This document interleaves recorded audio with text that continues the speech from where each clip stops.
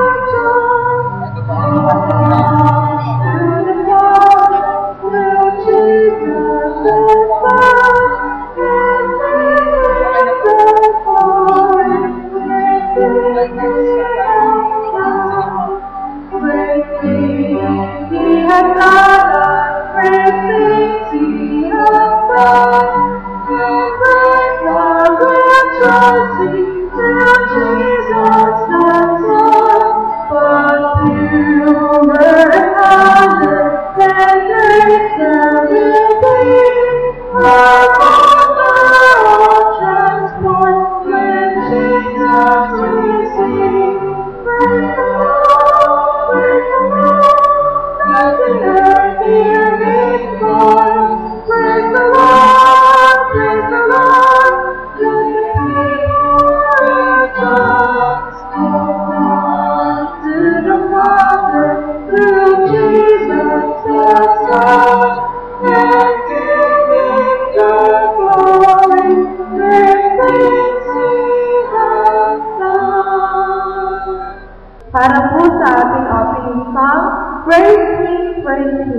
Team number 135. 135. Tayo po sa prayer.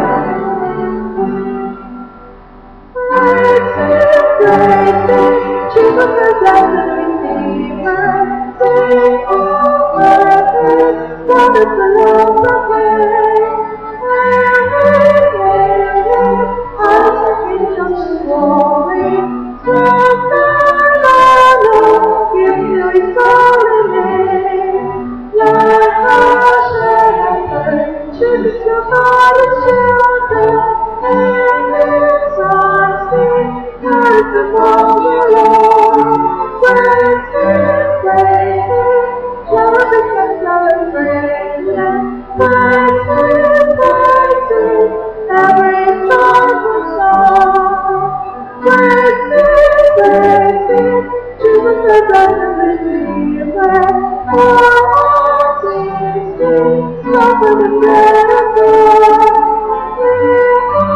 All the bread of salvation.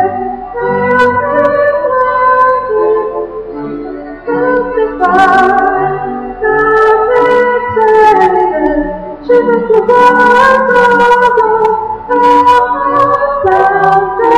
wonderful people strong. Praise Him, praise Him, love is a celebration.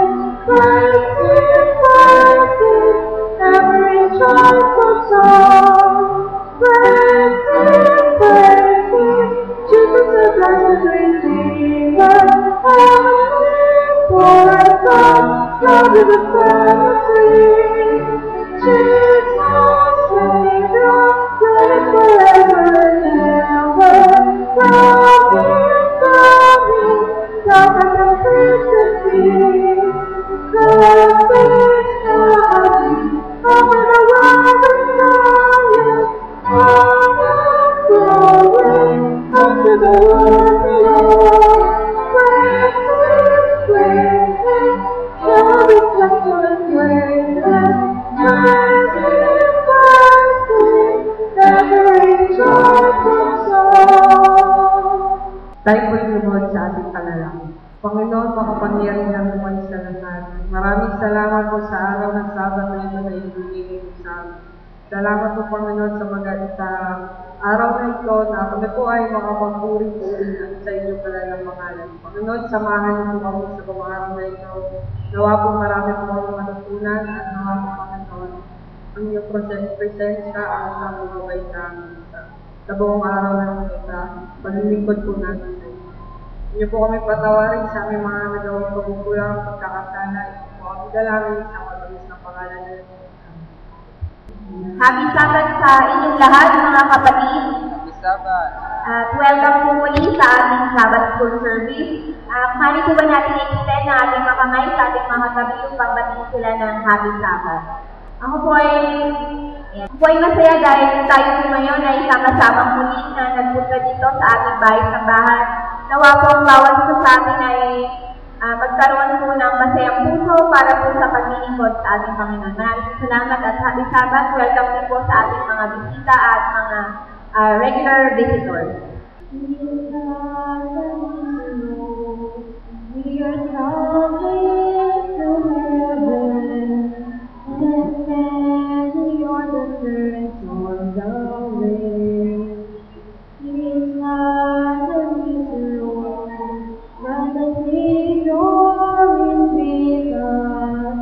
His presence gives us joy and peace. No, it's not a miserable. No, it's not a miserable. But Jesus was beside us.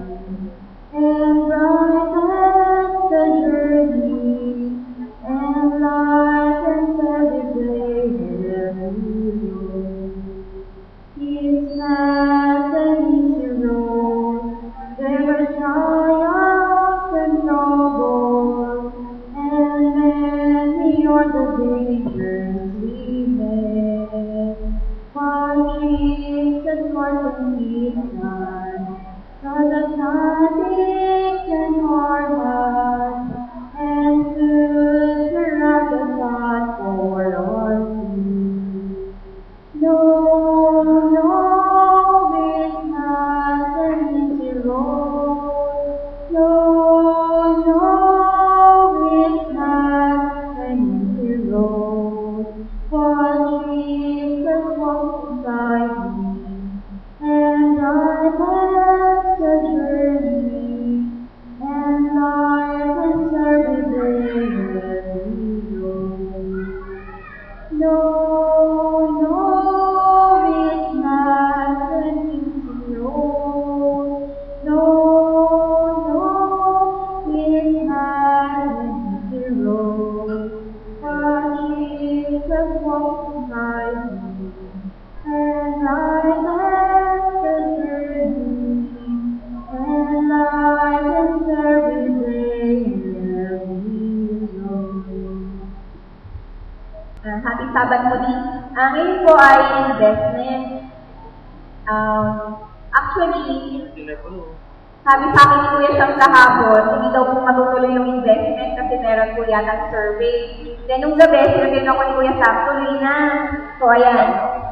Kaya tuloy po tayo sa pag-report ko ng investment. Kung naalala niyo po, nung una ko pong pagtayo dito bilang superintendent po ng investment, siguro po March po yun, na kung naalala niyo po, yung ginugol po namin sa Sabbath School ay 100,000, hindi po ba, for the year 2010. Kasi po nung kami ni Ate, si Sister Jan, na mga Sabbath School superintendent na meeting, sabi namin, kailangan namin may push through or ang investment. Kasi napapansin po namin na ang investment, hindi po natin nabibigyan ng pansin. So, kapag napapansin po ba natin yung sa mga types po natin, yung envelope, lagi pong blank yung investment. So, gumawa kami ng program na para naman kahit pa paano yung investment ay mag-boom. Kumbaga, magbigyan ko ng pansin ng ating kapatiran. So, nagkaroon kami ng program na though napakalaki ng goal namin, kasi nga sabi ni Kuya Sam, anong goal mo? Sabi ko, 50,000. Sabi niya, maliit yun. Napakabuti ng mga kapatid ko, taasan ko ba? Sabi ko, sige, sa ganito, 100,000. Ikaw, kung kaya, parang gano'n. So, parang sa mind ko na kaya-kaya. So, nung ini-ano ko yun, nung sinubulan ko yung program ng investment, mid-March na, sabi ko dito, nung tumayo ako, naalala niyo, God is good, makamingin natin yung 100,000 goal ng investment. Kasi kung sa ibang churches, though hindi sila ganun kalaki, namimit nila yun. Kung meron lang silang napupush through lang yung mga kapatiran natin o nabibigyan sila na parang laging reminder, paalala, na gano'n. Tapos po, ngayong November, last pagtayo ko na po dito bilang secretary ng investment po dahil next year, si Sister Miriam Comedior naman po. I-report ko naman po kung ano po yung progress from January this year to this November. Ayan. Kung makikita po natin from January to November, nag-improve po ba or hindi? Ay, wala po tayo yata ako kausap tulog ba? Nag-improve po ba or hindi? Nag-improve. From January, nakita niyo naman po kung gano'ng kalaki ang ating nakakolect sa investment, certificate. From January to November, nakita po natin na somehow, kapag meron po tayong constant reminder sa kapatiran, at alam po na kapatiran kung saan po napupunta ang ating investment, kung half yan, half po sa sales yan, half dito sa ating church, na kung saan po tayo kukuha para sa nilalaan natin sa ating mga programs na kinukuhanin po natin may programs ng elders, may programs ng Sabbath School, or ano mga departamento ng ating church, dyan din po tayo kumukuha. So, from January to November, as of last Saturday, nakakuha po tayo ng 25,607.17, which is lower than we expected ng 100,000 na goal. Pero nagsisimula pa lang tayo mga kapatid, huwag tayo pang hinaan, hindi natin ito ma-reach. Kasi parang trial and error lang din po naman yung ginawa namin kasi first time lang po namin nag-set na goal ng 100,000. Iniisip ko rin po para sa sarili ko na hindi posible, pero pinaninindigan ko na natin is impossible with God na kapag nagbigay tayo ng investment natin sa Panginoon. At diba po, sabi nga po na kung ang investment is a partnership with God, one that never fails. So, if si God po yung ating co-investor, siya po ang ating co-worker, wala pong imposible sa kanya. So nagpapasalamat po ako sa mga kapatiran na patuloy pong sumusuporta sa investment sa aming program na maglaan po ng konting halaga para po sa investment sa mga patuloy pong nagbibigay at sa magbibigay at magbibigay pa lang, ako po ay nagpapasalamat dahil ito po ay napakalaking tulong po. Hindi lang po sa ating church, kundi sa ibang churches din po dito sa nasama po ng CLC. Sabi nga po doon na sabi nga po, pag dumating po ang panahon na tayo ay magkakameron na ng one-on-one sa ating Panginoon, di ba lagi mo pong sinasabi na sasabihan niya tayo na, well done, good and faithful servant. Thou hast been faithful over a few things, I will make thee ruler over many things. Enter thou into the joy of thy Lord. So alam ko po ang bawat isa sa atin ay may ginito ang puso na ready po silang tumulong para po sa mga programa ng ating simbahan. Sana po sa susunod po na taon na ibang superintendent naman po ang tatayo dito. Sana po kung meron man po tayong muling goal na gustong makamit, sana ma-reach na po natin ito.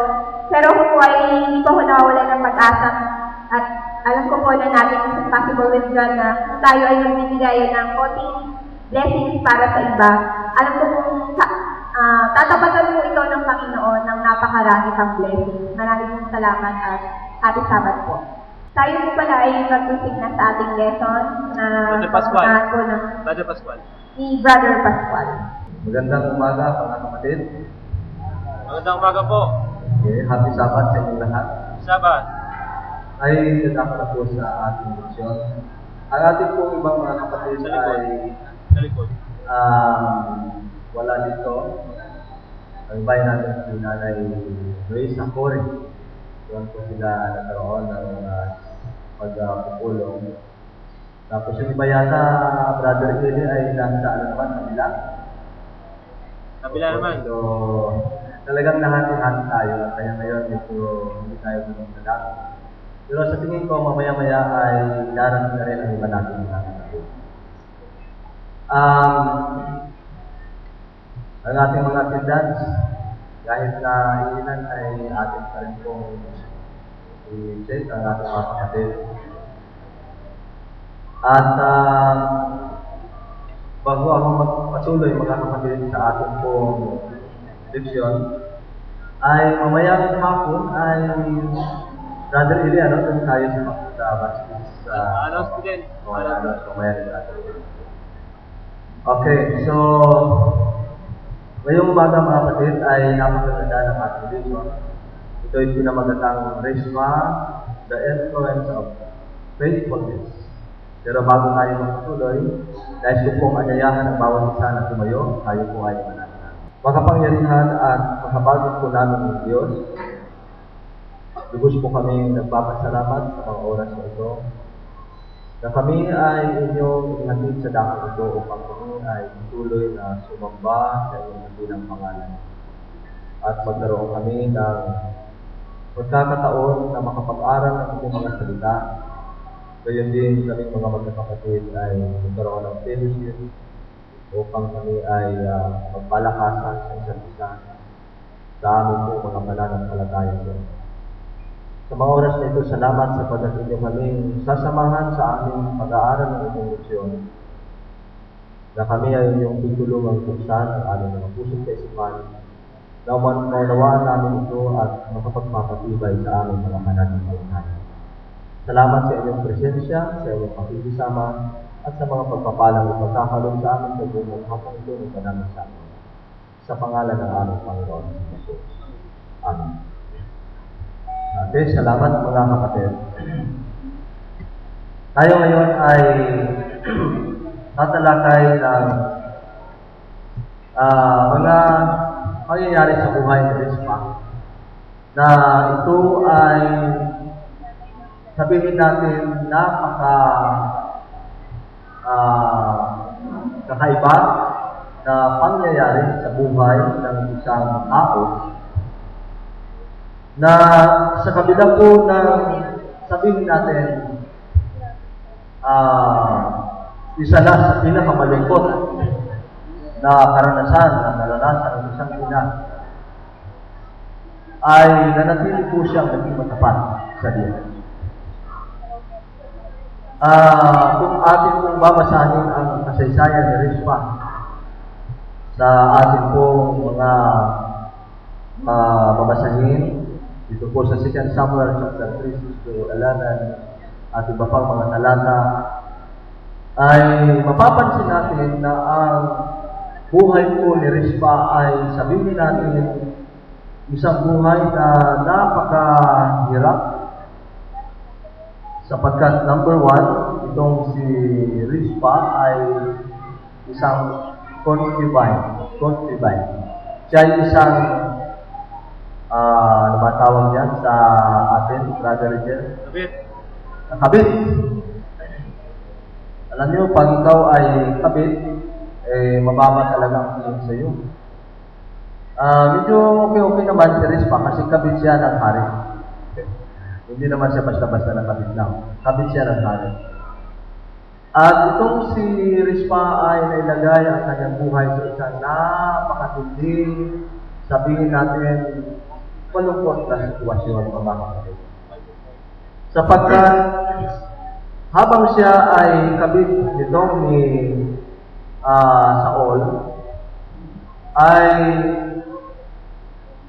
ang ginawa nitong ni Saul ay yung isang angkan, Gigunita ba ito, na kanyang pinapatay ito o isang tribo. At noong naalis na sa katungkulan sa Saul bilang isang hari, at ito naman si Rispa, siyempre nagkaroon siya ng dalawang anak ng mga lalaki, ay nagkaroon po ng pagrereklamo itong tribo na ito na bakit sila ginawa ni David ni Saul ng gano'n na ang kanilang tribo halos inubos, papatay, at ilan na lamang silang natitira. Kaya ito namang si David, bago pa sila magreklamo itong mga tribo na ito, ay nangako kay dito sa tribo na ito na anumang hihingi nila ay ibigay. At sa pagkakataong ito ay humingi sila kay David. Ang gusto sana ni David ay pera at kayamanan ang ibigay, pero ayaw nila. Ang kanilang hiningi ay itong tinatawag angkan sa Saul na patayin din.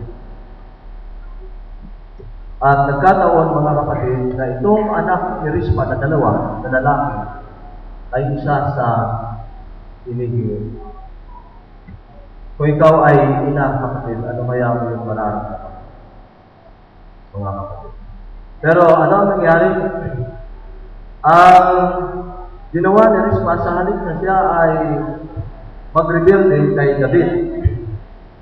At sa Panginoon, wala ng pananampalataya, ay usa niyang ibinigay ang kanyang dalawang anak. At ito ay in-execute, pinatay na David.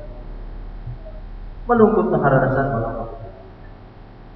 Ang iba, kapag ka po dumarating sa buhay nila yung matinding pagsubok sa kabila ng kanilang pagtatapat sa Diyos, na pakiramdam nila ay parang unfair ang buhay, ay kumakalas na sa Panginoon. Marami nga po mga mananampalataya na aking narinig na ang dahilan lang daw bakit hindi na nagsuka kasi hindi na kamayan ng pastor at hindi napansin ng mga elder at pa. Pero itong si Rispa, mga kapatid, ay pinatay ang kanyang dalawang anak. Ang kanyang dalawang anak na lalaki bilang kapalit noong hindi naman talaga kasalanan nila, kundi kasalanan ni Saul. Hindi ba medyo matatawag natin, sabihin natin parang injustice yung gano'n. Pero sa kabila noon, si Rispa ay nanatili naging matapat sa Panginoon. Ito Sabi nga ng ating lesson, we can all learn something incredibly important from Rizpah. Faithfulness is not conditioned by circumstances or good or bad fortune. Faithfulness is an unconditional commitment to do what's right regardless of the cost. Dito sa ating lesson, mga kapatid, ay i-explain sa ating dito ang pagiging faithful, ang pagiging matapat sa ating Panginoon Diyos, mga kapatid. Sinasabi sa atin, faithfulness is not conditioned by circumstances or good or bad fortunes. Hindi dapat maaalis ang ating pagiging matapat sa Diyos dahil sa nagkaroon tayo ng bad fortune. O kaya naman hindi lang tayo magiging matapat sa Diyos sapagkat mayroon tayong mga magagandang fortune sa buhay. Hindi ganon, mga kapatid. Faithfulness is unconditional commitment to do what's right regardless of the cost. Ang faithfulness ay ito'y isang unconditional commitment. Walang kondisyon na pagtatalaga sa ating Panginoong Diyos. Kahit na anuman ang mangyari. Yan man ay mabuti, yan man ay masama. Sapagkat mayroon kang commitment na gawin ang mabuti, gagawin mo yan sapagkat mayroon kang faithfulness sa ating Panginoong Diyos, mga kapatid. So, yun po ang sinasabi ng ating lesson sa buhay ni Rizpah. Na si Rizpah ay naging matapat sa ating Panginoong Diyos, maging kay David sa kabila ng nangyari ay hindi po siya nag-rebelde sa bansa, hindi siya gumawa ng anumang hakbang upang sirain ang kaharian ni David, kung hindi nanatili po siya naging matapat at nanatili po siya sa kanyang paglilingkod sa ating Panginoon. Kumusta tayo na? Dumarating pa sa buhay natin na kapag tayo ay medyo nahihirapan, ay nawawala na tayo ng pananampalataya, parang gusto na natin tumalas sa ating Panginoon Diyos. Naalala ko noong year 2000, before 1999, no? Ay kami nila Brother Paul noon, Brother Paul, sila Brother June, si John, Ivan, at iba pang mga kapatid, ay nagpa-enroll kami sa ABI. At doon sa ABI ay nagkaroon kami ng parang mayroon kaming binigyan kami ng quota na dapat magkaroon ng tinatawag sa baptism.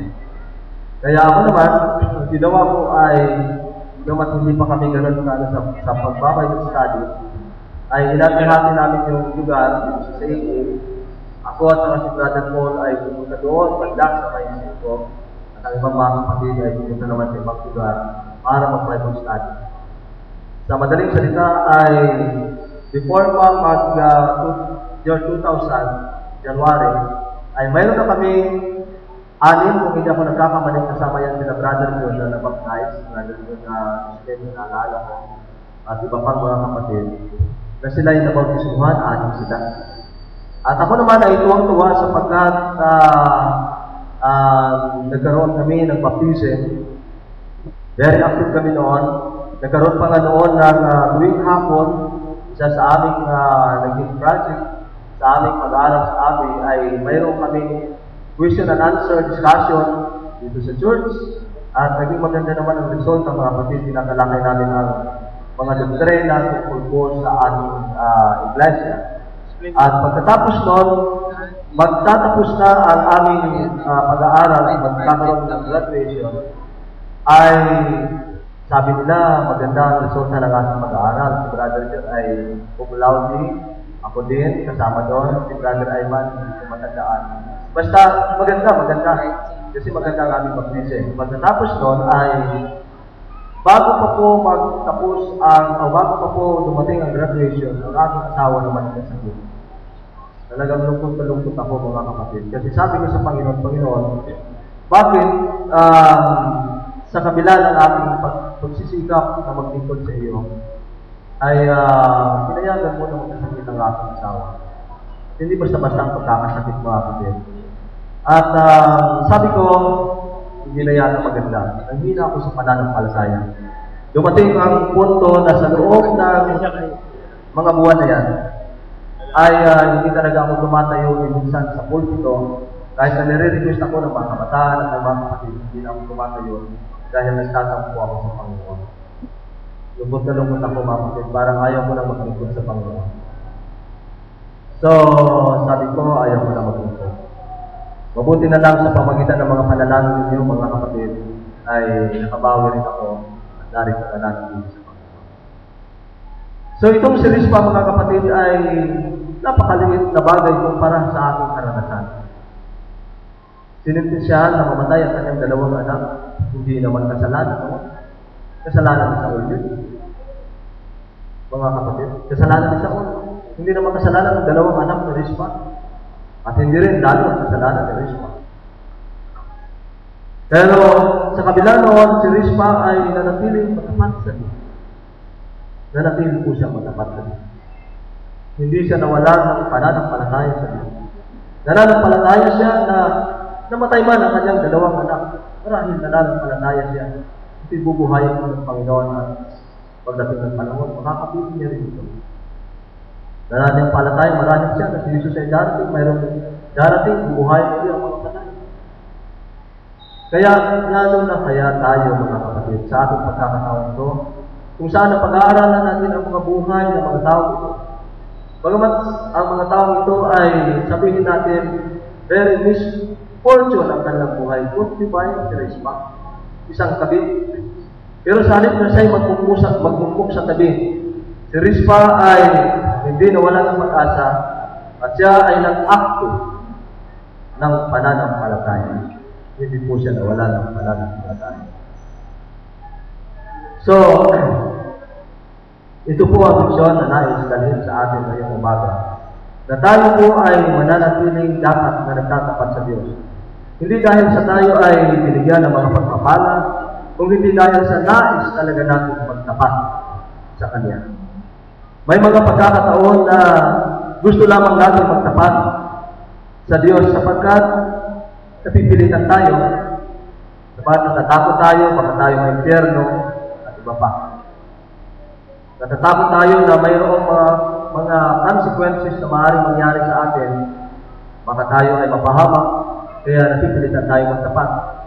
Pero hindi dapat ganun, mga kapatid, tayo magtatapat sapagkat hindi tayo napipilitan. Tayo magtatapat sapagkat gusto nating magtapat talaga at gusto natin gawin ang bagay nito. Pangalawang leksyon na gusto nating dalhin sa bagay ito, mga kapatid, ay ang ating pong mga ginagawa,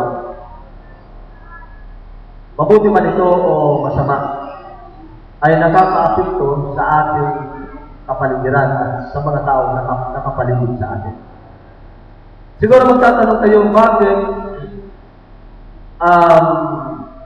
itong dalawang anak ni Rispa ang nag-suffer doon sa kasalanan ni Saul. Hindi ba yan labag sa sinasabi ng banal na kasulatan na ang kasalanan ng iba ay kanilang kasalanan ng yun at hindi kasalanan ng pangkalahatan o yung kasalanan ko, hindi si Kuya David ang magsasuffer. Pero bakit ang nag-suffer dito ay itong si Rispa at itong si kanyang dalawang anak? Di ba, mga kapatid? Ang sagot ng ating leksyon, mga kapatid, batay sa ating leksyon at sa pag-aaral natin sa banal na kasulatan, ay ganito.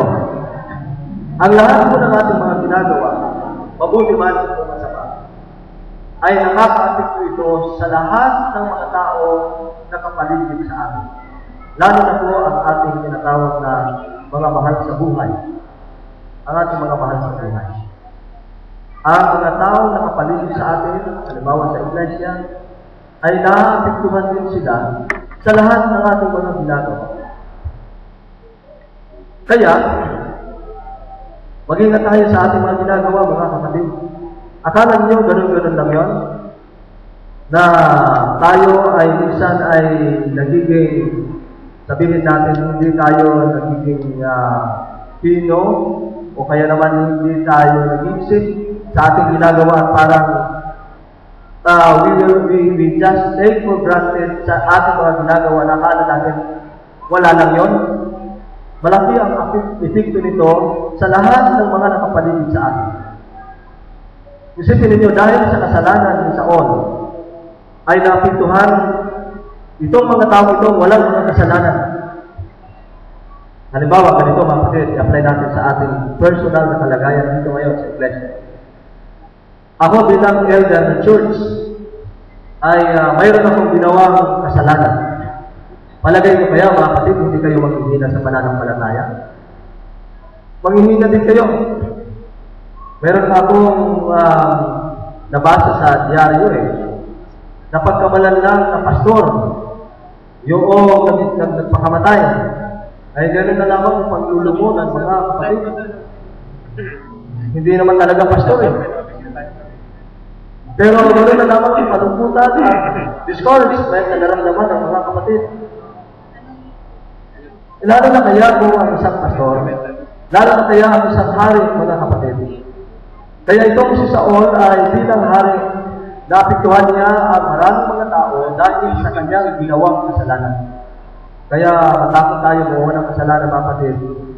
Hindi dahil lamang sa tayo ay marahil mapapahaba ang ating personal o ang ating mga sarili, kung hindi maging ang lahat ng mga nakapaligid sa iyo ay maaaring mag-suffer doon sa consequences na dapat tayo ng sana.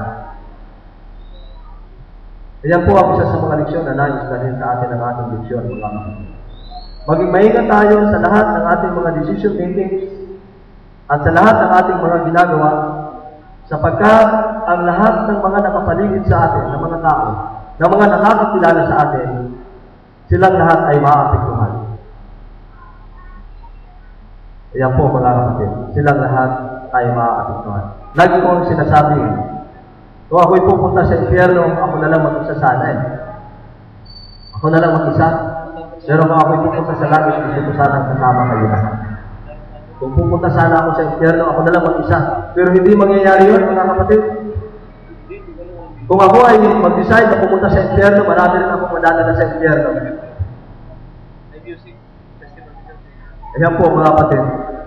Kaya, kung mag-decide kayo pumunta sa impyerno, ayaw ko kung anong gagawin ninyo na para kayo lang mag-isa. Kahit siguro kayo magpunta pa sa yungin, marami pa rin makakaalam na nandun pa sa yungin at nanginap pa rin sa pananampalataya.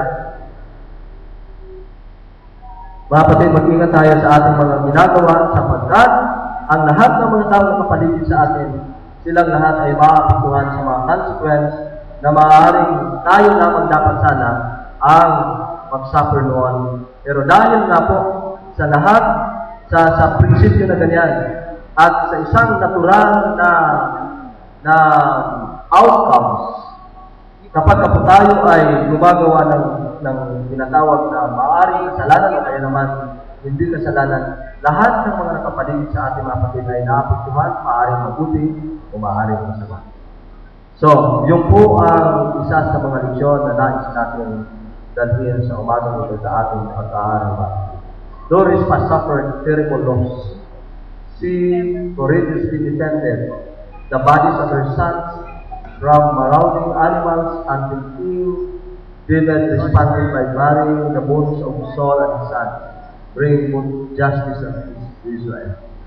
Sa halip na magkagulo ang Israel, si Rizpah, mga kapatid, ay hindi niya hinayaan na may lagay sa totally kahindig-hindig at napakasamang maging ang mga bones o mga buto nitong kanyang mga anak ay kainin na lamang ng mga aso kung hindi na ilagay dito sa maayos na kalagayan nila. So, sa pagkakataong ito, nais kong ibigay sa ating mga kapatid ang pagkakataon. Mayroon tayong ilang minuto, halos kalahating oras pa, na aking ibibigay sa inyo ang si Kuya Golding ay nakataas ng kamay. Narito si Brother Erwin at saka si kapatid asawa ni Brother Erwin dito sa ating divisory ay kasama natin, natutulong sa atin upang sagutin ang ating mga mahalagang tanong. Siya'y katitibay po ng ating mga pananampalataya. Gusto ko silang anyayahan dito sa may harap para maya-maya ay Brother Erwin at saka si Brother dito po kayo sa harap, kayo po ang aming magiging okay lang kasi mga practical naman ang tanong, mga kapatid. Mga practical at saka itong ating mga pinag-aaralan are all practical. Sige, kapatid. Sige, dito mo kayo. At mamaya, hindi ko masagot yung mga tanong ni Kuya Paul. Okay, Kuya Paul din. Hello. Yan, parang mga, yan. Tungkol kay Rispa. Si Rispa, ang kwento dyan sa ating lesson ay siya isang kabit na hanitor o kukumbine sa English na King James Version o kaya kalabuyo may sa Tagalog. Ang tanong ko, sa mata ng Panginoon, si Rispa ay matapat, may katapatan nagawa, diba? Bilang siya ba ay Sabbath keeper ng mga Israel siya. Ngayon, sa atin ngayon, bilang mga Adventistang babae, sa paningin ng mga Adventista, siya po ay hindi nararapat sa ating mga ngayon sa Panginoon, okay. Pero sa mga Adventistang babae, hindi dapat na ating tularan ang pangyayari ni Rispa dahil sa isang kapit lamang, di ba? Kapang bumuhay niya. Unang tanong yun, Brother Pastor. Pwede sa isang tanong na lang isa. Doon sa araw ng linggo, may mga binabanggit doon. Ang binabanggit ay mga tao ng mga Diyos. Pero kung babasahin mo doon sa... Kuya Paul, anong mga tao? Mga tao, yung mga lalaki ng Diyos. Lalaki ng Diyos, di ba? Pero doon sa... Bago tipa may binabanggit si Jesus sa ating Panginoon din sa Matthew 5 verse 28. At sino mang tumingin sa isang lalaki na may pagnanasa ay siya ay nagkasala ng pangangalan niya, di ba? Paano natin iugnay yung mga lalaki ng panahon una, matulad ni Abraham, ni David, ni Gideon, at saka ni isa pa, mga taong yun, mga binanggit sa Biblia sa Lumang Tipan. Paano natin iugnay sa ating pananampalataya ng mga tama? Okay, salamat sa Kuya Paul din. Kuya Paul din, doon po sa may business na lang para sumagot ang ating mga panelists.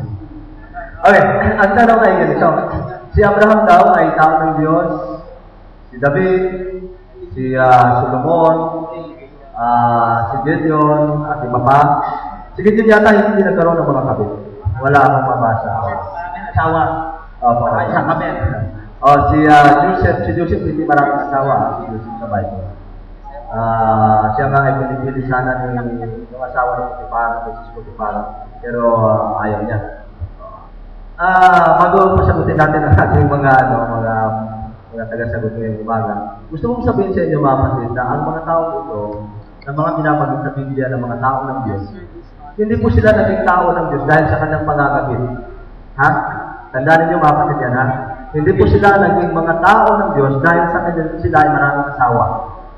Sila po ay naging mga tao ng Diyos at lingkod ng Diyos dahil sa kabila po ng kanilang mga nagawang mga pagkukulang at mga pagkakasala, sinuwid din nila ang kanilang mga buhay pagdating ng panahon. O sinasabi ng Biblia na sila ay bumagsak. Sila ay umam din. Kaya sila naging tao ng Diyos, mga kapatid. Hindi dahil sa sila ay nagkaroon ng maraming mga asawa. Sila ay naging mga anak at lingkod ng Diyos dahil sa sila, sa kabila ng kanilang mga pagkakasala, lumapit sila sa Diyos. At ito ang nais ng Diyos tularan natin, mga kapatid. Sinasabi sa atin na mayroong pag-asa sa kabila ng mga pagkukulang at pagkakasala at mga kahinaan. Magtapat lamang tayo sa bandang huli ng ating buhay. Mga kapatid, huwag naman ganito. Ay kasi si Solomon ay maraming asawa. Mga asawa din kaya ako ng maraming bandang huli, tatapat na lang. Hindi ganon, mga kapatid. sinabi na siya na hindi naging maganda ang resulta sa mga kanilang mga nagawa. Kaya, huwag na natin tularan yung mga hindi maganda. Tularan natin yung maganda. So, yung po muna mga kapatid, at ibibigay ko sa ating Brother Erwin at saka Brother happy Sabbath sa inyo mga igso. Yan, yan gusto ko sa'yo yung masayahin. Nag-usap na kami igso on pass sa akin, sabi ko kay igso on first, ang sasagutin ko ay namin ito kasi madali. Igso on the chat. Para bang lumalabas igso on Korsky.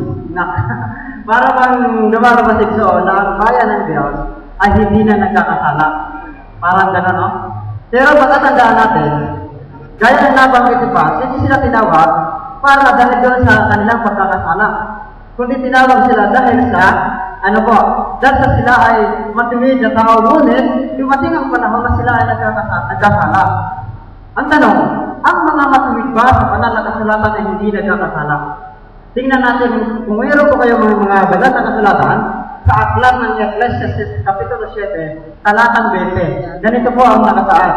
Kung inyo pong nakita, tunay na walang matuwid sa lupa, na gumagawa ng mabuti at hindi nagkakasala. Kaya ito ang course, hindi ibig sabihin na bagamat sila ay tao ng Diyos, bagamat sila ay bayan ng Diyos, ay para magawin hindi na nagkakasala. Nagkakasala din. Katulad ni Abraham, siya ay nagkasala. Hindi po ba? Pero, sa kanyang patuloy na pagkikipagrelasyon ng Diyos, ang tawag sa kanya ay siya ay ama ng mananampalataya. Example, ikaw ang tanong, hindi ka ba nagkakasala bilang bayan ng Diyos?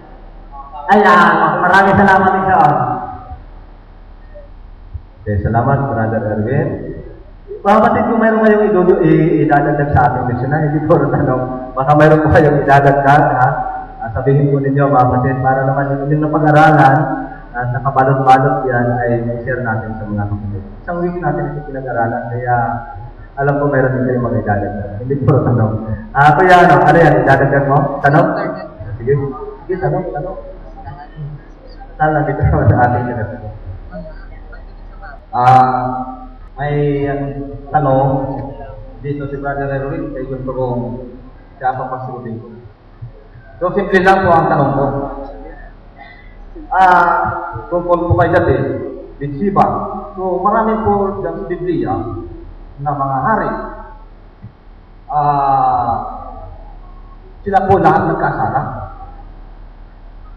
So, kung titingnan po natin, ay dapat sana sila, pwede sila dahil nagkasala kapag ni David. Pwede yung kumuha pa ng hari na para mamumuno rin. Ngayon, ang tanong ko, ano ba talaga ang tinitingnan ng Diyos? Kasalanan ba o puso ng tao? Kaya kung ating pag-usapan po ang kasalanan, so ang kabayaran ng kasalanan hindi kamatayan, ay po sa Roma. So ang tanong ko, ano ba talaga ang tinitingnan ng Diyos ay dapat na sabang-ayon sa Kanya? Okay. Ano ba talaga tinitingnan? Pareho ba yung tinitingnan? Kasalanan at saka puso. Ayan. Sino sasagot? Ang tanong kasi daw si David, at iba pang mga tao ay nagkasala sila. Halimbawa, si David ay nagkaroon ng maraming mga concubine, mga kabin. Ito naman si Solomon. Pero dapat, ang gusto sana mangyari ng kapatid ay parang right there, after ay palitan na kaagad ng hari. Oo, kaya matayin. Kasi ang kabayaran ng kasalanan ay kamatayan. Sige, sir. Ano po ang masasabi mo doon? Brother Erwin ka pala, Sige, si Brother Erwin. Minangalan tayo. Okay. Example.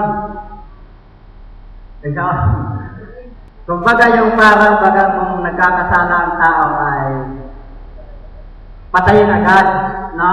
Hindi naman ganun example. Naalala nyo nung ang Panginoon ay nagtanim ng trigo. Nako, ang sabi ng mga alagad ng ito'y tumubo, hindi ba Panginoon ang inyong itinanim ay mabuting trigo? At bakit ngayon mayroong panirang damo? Ngayon, ang sabi naman ng ng mga alagad. Ito ba, Panginoon, bubunutin ba namin ang paniranda mo para ito ay maalis doon sa mabuting trigo? Ang sabi ng Panginoon kay Huwag, baka anya ay madamay ang mabuting trigo. Ang ibig sabihin dito, Ikson, ang gulit, na hindi ura-urada ang Panginoon kumapatay. Hindi ura-urada ang Panginoon kumapatay. Papayag ka ba na kapag may itong nakasala, patayin ka agad? Hindi ganon. Sa panahon ni David, Ikson, Patwat, noong siya ay kinausap ni Nathan, ano po? Noong siya ay kinausap ni Nathan, ang sabi ng Panginoon ay, ni Nathan na, yung merong sariling tupa, pinakialaman ang ibang tupa. Tapos sumagot naman si David, ang dapat sa taong yun ay matayin. Maya-maya sinabi ni Propeta Nathan, ikaw yun. Alam niyo po, si David doon ay nagkasala. Si David. Pero siya po ay nalungkot doon sa kanyang ginawa. Pero ang tanong, bakit hindi siya pinatay? Gaya ng sinabi doon sa mabuting trigo at sa paliran mo, ay hindi rin agad-agad pinatay ng ating Panginoon. No? Pero may mga pagkakataon sa banal na kasulatan sa lumang tipan na talaga namang umabot na ang kanilang kasalanan sa langit. Katulad ng karanasan nila Pura, no? Nung sila ay naglalakbay patungong Kanaan, patuloy naman sila naghihimagsik laban sa Diyos, laban sa kay Moises. Ang sabi naman ni Moises, kapag ang mga taong ito ay namatay sa natural na kamatayan, tunay na hindi ako lingkod ng Diyos. Pinapili na yan. Sino ang nais kay Korah? Dito sa kaliwa. Ang gusto doon sa patuloy sa paglalakbay, kasama ni Moises, dito sa kanan. Bumuga ang lupa. At sila ay kinain at naghiyawan ng mga tao. May mga ganong pagkakataon ni Ikson. Pero, ang ibig kong idein dito, Ikson, na ang bawat tao nagkakasala, hindi agad ito pinapatay ng Diyos. Ikson, pass. So, salamat. Binibigyan pa ng chance. Okay, yung maraming chance tayo para sa galon ay magkaroon ng pagkakataon magsisi tayo. So, pasalamat tayo sa Panginoon na ang Panginoon ay napakabuti. No? Kung siguro ay tayo ang Panginoon, wala siguro maliligtas. Kasi gusto natin patayin yan. Napakabuti ng Panginoon. Okay? Meron po, karagdagan ko yan, ha? Sige. Sila, maalala yan. Kaya yan. Paano? Pero sinasabi na righteousness has no grandchildren. Righteousness has no grandchildren. Ibig sabihin, yung kasalanan, o yung lolo, kapag pumapatay siya, hindi ko i-inherit yun. Hindi kahatulan to na ikaw ay mamamatay tao. No? Kung siya naman ay gumawa ng mabuti, hindi rin accounted sa'yo yun. Yung kaligtasan, ikaw gagawa ano magiging decision mo, kung gagawa ka ng mabuti, kung gagawa ka ng masama, personal mo yung taong pagiging sa Panginoon. No? Ngayon, dito sa kaso na ito, wala naman nabasa dyan na yung mga anak ni Saul, gumawa ng mga kasalanan. No? Pero bakit sila ang pinarusahan? Madalas si Saul naman ang kasalanan. Diba? Ito yung parang pinagagagbagihan na ng mga kultura. Bakit gano'n? Paano lang kayo justice ng paniligyan? Papayan tayo yung fail. Bakit gano'n? Sabi na, walang gano'n. Bakit? Gano'n lang nangyari. Bakit siya paparusahan? Diba? Hindi Saul lang dapat magkano mag-ingat ng kanyang tiros para huwag maano yung mga tao, mahawa ang ginagawa. No? Pero hindi dapat yung tao sa pinapatay. Wala namang ginawa ng kasalanan dyan. No? Ano ba ito? Pimalang siya. Ano? Okay. So, parang yun nga yung sinasabi ko kanina yan. Pinag-isip kasi dito na base niya itong mga anak ni response siyang pinatay doon sa kasalanan ng Saul. Ganito nga po yung solution natin mga kapatid, mabasahin ko sa inyo. Sa araw po yan ng Tuesday, November 23. The text highlights a very important principle of Scripture. Although salvation may depend on our decision or actions and choices, Okay? Those around us and never take place in isolation. Yan po ang sinasabi ng reason na totoo na ang ating kaligtasan ay nakadepende po yan sa ating pong mga decision making at ang sabihin din natin ang mga maaaring mangyari sa ating mga decision, maaaring ang ating pong hindi pagkaligtas nakadepende din sa ating decision making. Pero sinasabi sa atin, our actions and choices affect those around us and never take place in isolation. Hindi po ito hiwalay na parang hiwalay ka talaga. Ang lahat po ng nakapaligid sa atin ay naapektuhan talaga. Sabi nga dito, when faithful kings reigned in Jerusalem, Judah followed God's laws and sought to live accordingly.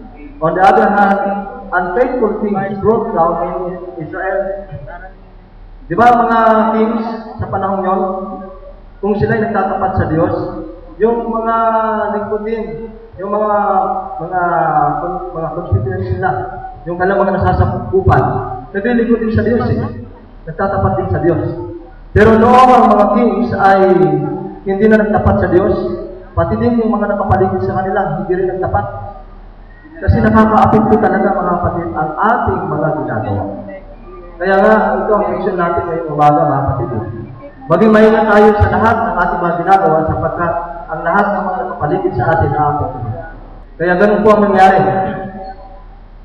Sabihin natin parang hindi siya ang dating sa atin ay parang hindi just kasi hindi naman kasalanan ng dalawa pero wala tayong magagawa. Yun ang naging batas at yun ay naturalista na nangyayari mga kapatid kapag po tayo ay mayroong mga ginagawang hindi maganda. Natural lang talaga yan. Sabi nga kung mayroong usok may apoy yan. Kaya ganon. Natural po yan ang nangyayari talaga. So, yun po ang sinasabi sa atin ng ating misyon. Na tayo po ay maging maingat sa atin po mga ginagawa dahil ang lahat ng mga nakapaligid sa atin ay lahat po yan ay naapektuhan. Wala po. So, baka mayroon idudugtong ang ating mga kapatid. Mga kapatid, si brother Brother Erwin? Opo, kapatid. Yun po, matindi ang tanong Parang hindi daw just ang Diyos. Bakit yung mga anak ni Rizpa at iba pang mga kalalakihan ay sila yung nag-suffer doon sa kasalanan ni Saul na dapat naman sana hindi. Sige po, bago si kapatid, si brother. Siguro, maganda example dyan dun sa tanong niya.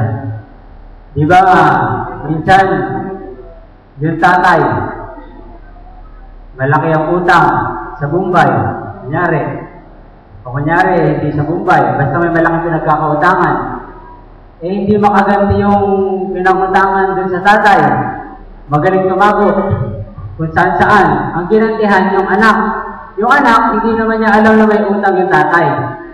Minsan pa, sa mga check, sinong kinikidnap? Anak, diba? Pero yung anak, walang kamuha-muha yun. Diba? Hindi alam kung bakit kinidnap. Ganun nangyayari. At sa tao po yan. Pag binasa niyo yung nabasa niyo po ba yung buong lesson? Pati konteksto? Pag binasa mo yung buong lesson sa konteksto, sinagot dyan, na nung time na yan, ang kaharian ni David ay malakas ng malakas. At nakikita niya, yung mga anak ni Saul, wag yun ang pumalit. Maaari maging threat sa kaharian niya.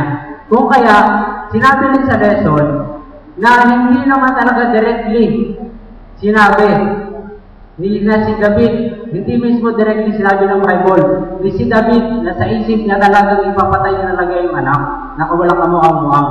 Ang iniisip niya yung magiging sistema ng kaharian niya. Yun yung nagiging threat sa kanya. Kaya kahit yung walang kamukhang-mukhang, nadamay. Yan. Pag binasa niyo yung buong lesson, nandun yung sagot. Kaya, ang gusto niya po sabihin, yung mga kamukhang-mukhang ay walang nangyari, ay walang alam-alam, pinatay. Yan po yung sagot doon. Okay. So, sige. Kapatid ka lang, paano pa rin ng Diyos? Bakit ganon? Hindi Ito, tao Okay, ang tanong naman sa panig ng Diyos. At sa panig ng Diyos. Yan. Yan po ay kagustuhan ni David. Ni David. Na hindi po yung kagustuhan ng Panginoon. Kagustuhan ni David. Pagpatandaan niyo po sa lahat ng ating pinag-aaralan sa buong leksyon, kapag patuloy natin pinag-iisipan ang Panginoon kung bakit niya ginagawa sa mga yan, ha? Marami kang makahalungkat dyan ng mga bagay na tatanungin mo at tatanungin ang Panginoon, bakit Panginoon, bakit? At tapos, tutulungan mo nga naman ng iyong malikot na pag-iisip na tanungin ang authority ng Panginoon. Na ang sabi ni Mrs. White, the Ministry of Healing at the Steps to Christ, this is the speculative knowledge. Kapag patuloy mong hinalungkat ang kaalaman ng Panginoon sa pangyayari sa Biblia, na ang mismo Biblia hindi pinaliwanag ng word for word, yan po ay speculative knowledge. Mali pag-iisip. Ang sa kagustuhan ng Panginoon at kung ano ang plano ng Panginoon, kung bakit nangyari yung ganyan, na yung walang mukhang ay iniisip natin na nasaktan, yan po, kung tutusin, sa kabutihang loob ng Panginoon, hindi niya gusto yun, na yung walang mukhang mapapano. Pero yan po ay pinili ng mga tao ng una. Okay? So, kung patuloy po natin kukwestiyonin ang Panginoon kung bakit ito nangyari sa kanila, yun po ang tinatawag na speculative knowledge. Okay, kuya, bago po yung follow-up niya sa kapatid ko. Sige po, follow-up para isang sagot na lang. I-on po. Sabi ko siya, lumalabas niya na yan ay academic. Wala ka na sa debate, hindi mo meron pinapanggit may scholar, sabi mo sa debate. Diba? Alam mo, sabi debate, hindi maano yan eh. Academic yan. Most na academic yan. Subject yan. So, kalimutan natin yan. Tapos, centrate naman tayo. Kung ano yung magagawa natin mabuti. Diba? Kung ano yung magiging magawa natin mabuti, para maging malapit tayo sa Panginoon. Yun ang sagot. Salamat. Salamat kapatid. Sige, bigyan natin kayo kapatid. Salamat kuya David. Alam niyo po, mga kapatid, totoong may mga bagay sa Biblia kung minsan mahirap unawain. Maging ang mga Bible scholar talagang nagtatalo-talo. Ano ho? May mga debate. May mga issue na hanggang ngayon, hindi pa rin nalulutas. Tama naman sabi ni tatay, may pagka-academic nga talaga yun. Pero, kailanman, ay huwag natin iisipin ang Diyos hindi siya just. Sa lahat ng bagay po, ang Panginoon ay matuwid. Pag humapon ay matuwid. Tungkol po sa napapag-usapan, alam niyo ho, mga kapatid, wala naman tayong nabasa sa Biblia siguro, na iniutos ng Diyos na patayin sila. Wala, ano. Pero may bagay dito minsan, kahit inosente, hindi nag-utos ng Diyos na patayin. Kagaya halimbawa sa Egypto. Diba? Ay nadama yung mga walang uwang, pero alam niyo kung ako tatanungin nung namatay sila, mas maigi na po yung namatay sila. Kasi sa Biblia, hindi pong mga bata, mga walang uwang, sila po yung magdadanas ng kaligtasan, kapatid. Kesa pinabayaan pa ng Diyos na sila'y lumaki, ay baka sumunod pa sila sa yapak ng kanilang mga magulang na maling-aral, pinapunta pa tuloy sila sa impyerno. Patungkol sa napag-usapan kanina, alam nyo, wala pong talata sa Biblia ay mababasa na sinabi ng Diyos kay sino ba yun? Na napatayin yung mga anak. Maganda yung sagot din kanina, yun ay human David. Kagustuhan yun ni David. Pero ano pa man, mga kapatid ko, maganda rin nasabi sa atin, ang makapubuti, lalayo tayo sa anumang uri ng hindi magandang gawin. Sabi nga ng talata, unang Korinto, 10:31, ay ano man ang ating ginagawa, kakain man tayo, iinom, dapat nagtatanong tayo lagi sa Diyos. Ito bang ating magiging desisyon, kapatid, nakakaayo-ayo ako sa Panginoon? Ito bang ating gagawin? Ayun. Kaya, pag nangingibabaw ang ating makataong karunungan, ating nilingin, siguro lagi natin isusumiti kapatid sa Panginoon. So sa bagay na yun, maganda po yung kanyang binanggit mo. Kunting panahon lang po. Ang pinag-usapan po natin, nagkakagulo tayo, bakit pinapayagan na patayin yung mga lahi na galing kay Rispa. Kailangan po natin suriin, bakit mayroong ganon? Ano ba nangyari? Bakit mayroong pag-aalay ng mga bata? Ilang bata po yun ang iaalay? 7. Bakit po mag-aalay ng bata? Ano ba nangyari sa Israel? Wala silang nagkaroon ng kagutom. Hindi pinadadanas ng Diyos ng mga ulan. Kaya pati mga pananim nila, walang mga bunga. So, nagkaroon ng kagutom. Dito po mga kapatid, kasangkot po talaga ang Diyos. Bakit meron dumating ang mga salot na ito? Dahil lang po doon sa tinatawag na grupo ng Gabonita. Gabonita ba yan? Mga Gabonites. Sino po ito mga Gabonites, mga kapatid? Hindi po sila Israel, kundi sila ay mga Palestino na naging kasangkot na lang, na parang kapatid na lang sa isang nasyon dahil sa kay Jonathan. Basahin po yung kasaysayan. Si David, mayroon silang tumpahan na dahil sa kabutihan ni Jonathan kay David, lahat ng mga plano ng kanyang ama na ipapatay si David, alam po ni David dahil kay Jonathan. Kaya nagkaroon sila ng blankubak, mga kapatid, na David, ikaw mangangako sa akin na ang aking lahi kung ako may mamatay, maging ang aking mga kaibigang bansa ay iyong pagpapalain. Kaya dito po yung mga kapatid, ang kasangkot ang Diyos. Bakit po nagkaganon? Hindi po makatarungan na ang magsaka sa kasalanan ni Saul, mga kapatid, ay kukunin sa ibang dugo, Brother David. Hindi pwede. Halimbawa, ako ang tatay, ako si Saul, nagkasala. Namatay ako, hindi ako nagsuffer sa kasalang ginawa ko. Sino ngayon ang magsasuffer? Yung anak mo? Hindi po. Magsasuffer yun sa aking kadugo, mga kapatid. Galing sa aking dugo. Maaaring sisingilin ng Diyos sa dugo ng anak hanggang doon sa kanyang mga apo. Sapagkat yun ay nanalaitay dahil sa dugo ng kanilang magulang na nagkaroon ng kasalanan. Kaya nga mayroong paghahandog ng bata, iniis po nila yun. Bakit po? Para maibalik, mawala ang sumpa. Sumpa na hindi nagbibigay ang Diyos ng ulan. Kaya tingnan po sa kasaysayan, nung pinatulo na yung mga anak na galing doon kay Saul, na kanyang mga apo, ano nangyari mga kapatid? Bumalik agad, bumulwak ang langit, bumuhos ang ulan. Bakit po? Nawala na po ang sumpa. Na ito po na may kinalaman din po ang Panginoon, mga kapatid. Yun po ang nangyari, mga kapatid. Maraming salamat. Thank you, Brother Danny. Kaya ganito po, mga kapatid, ating po tinatalakay itong mga paksain ito sapagkat nais natin makita ng Panginoon ay napakabuti.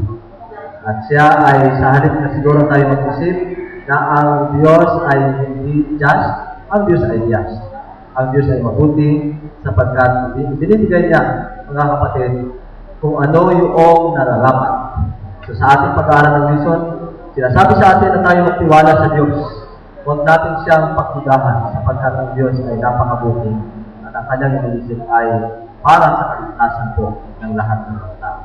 So nandito muna mga kapatid at itong darating na sa linggo muli, pag-aralan natin ang isa pang napakagandang misyon at nawa tayo po ay lalong tumibay sa ating pananampalataya at makita natin ang mga mahalagang mga puntos na nais dalhin sa atin ng ating Panginoon, lalo na po sa pagtatapos ng taong ito 2010. So pagpalain tayo ng Panginoon, God bless. God bless. Maraming pong salamat, Brother Pascual, sa iyong pangunguna sa ating lesson review. At maraming pong salamat sa mga kapatiran na nag-participate, maging kay Brother Erwin at sa kanyang kasama. At tayo po ngayon ay partiniguran ni Sister Meryl sa kanyang awitin at closing prayer ni Sister Elisa. Let's open our hymnals to hymn number 518, 518, Standing on the Cross. Let's open.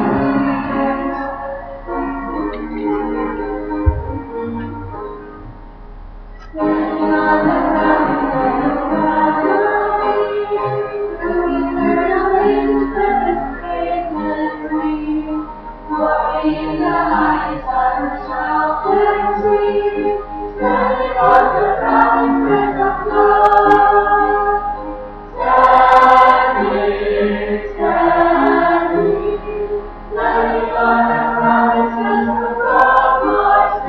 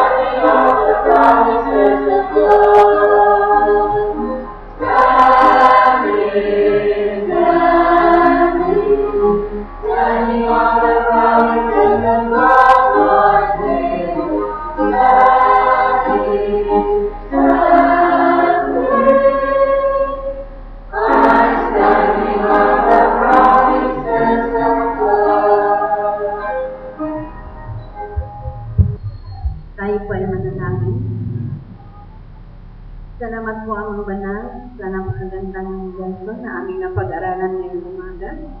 Salamat din po sa patnubay ng inyong banal ng Espiritu at amin po itong naunawaan, Ama. Nawa po, Ama, ang katapatan po sa aming lesson ay amin po maisakabuhayan. Maging gabay po namin ito, Ama, sa araw-araw namin pamumuhay na nawayakain kami tungo sa pagtatapat po sa inyo. Maraming salamat at nawa ay gabayan po ng Santo Espiritu ang mga susunod pa namin programa. Maraming salamat sa pangalan ng aming Panginoong Jesus. Amen.